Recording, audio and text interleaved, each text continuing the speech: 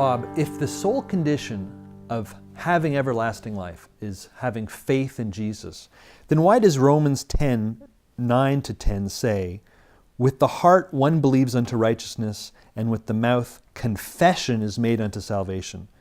Don't we also have to confess in order to be saved?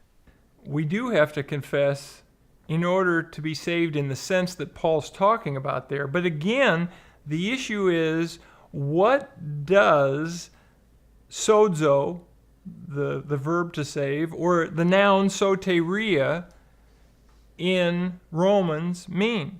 It doesn't mean salvation from hell. I'm sure you know that in the famous justification section in Romans 3:21 to 4:25, that's all about justification. It's not about salvation. In fact, I'm sure you know that the words save and salvation, don't even occur in 3:21 through 4:25. When Paul talks about salvation, he's talking about being delivered in this life from God's wrath, and that's even clear in Romans 10:10. So with the heart one believes unto righteousness. That's dikaiosune. That's the noun form of the verb dikaiao, to justify. So with the heart one believes unto righteousness, that is justification. So he's saying right there that it's only belief that's justification, and we already know that from 3:21 to 4:25. But with the mouth confession is made unto soteria, unto salvation. And by the way, that's brought out in very clearly in Romans 10:13 and 14.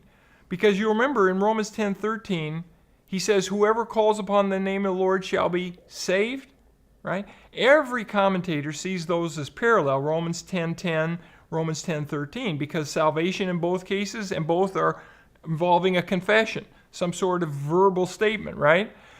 Well, Romans 10:13 is a quote from Joel chapter 2, and it's talking about Jewish believers at the end of the tribulation. And it says, whichever one of those cry out to the Lord Jesus, they're going to be saved from death at the end of the tribulation. And this is brought out, by the way, in verse 14, because in Romans 10:14, there's a progression. It says, how shall they call upon him in whom they have not believed? Well, how shall they call upon him in whom they have not first believed is the point. The ones doing the calling in Romans 10:13 are believers. And how shall they believe in him in whom they have not heard? They've got to hear before they can believe, just like they've got to believe before they can call. And how shall they hear without a preacher? Well, they've got to have the preacher before they can hear the preacher. They've got to hear the preacher before they can believe the preacher. They've got to believe before they can call. So take a look at the context. It's crystal clear that Romans 10:9 and 10 isn't simply talking about how a person is justified.